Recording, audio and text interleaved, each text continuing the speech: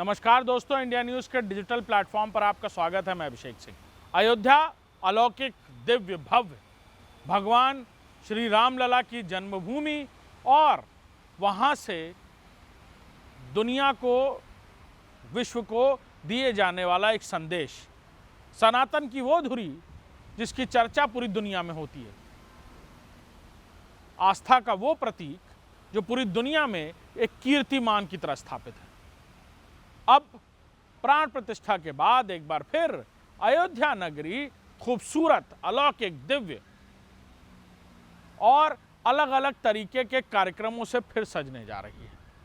ये मौका है जब अयोध्या, राम नगरी अयोध्या में 8 मंदिरों में प्राण प्रतिष्ठा और कुल मिलाकर 14 मंदिरों में मूर्ति स्थापित होगी।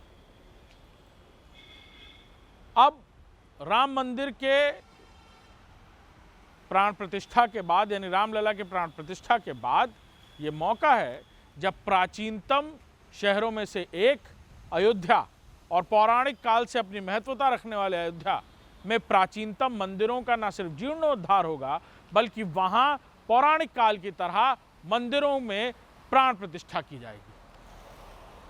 8 अलग अलग मंदिर जहाँ ये प्राण प्रतिष्ठा होनी है।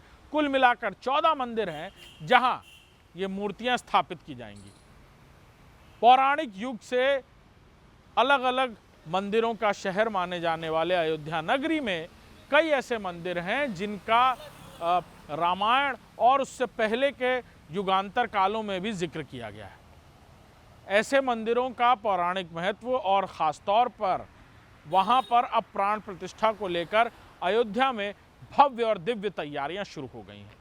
जल्द ही इन अलग अलग 8 मंदिरों में जिस तरह से प्राण प्रतिष्ठा की जाती है और रीति रिवाज से, सनातन धर्म संस्कृति के अनुष्ठानों से, वैसे ही ये प्राण प्रतिष्ठा आने वाले दिनों में होती नजर आएगी।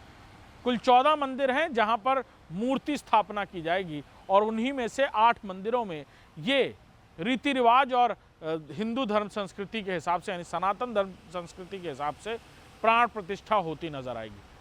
हर मंदिर की प्राण प्रतिष्ठा उतनी ही दिव्य, भव्य और अलौकिक होगी जैसा कि तस्वीरें हमने भगवान श्री रामलला के मंदिर की देखी थी।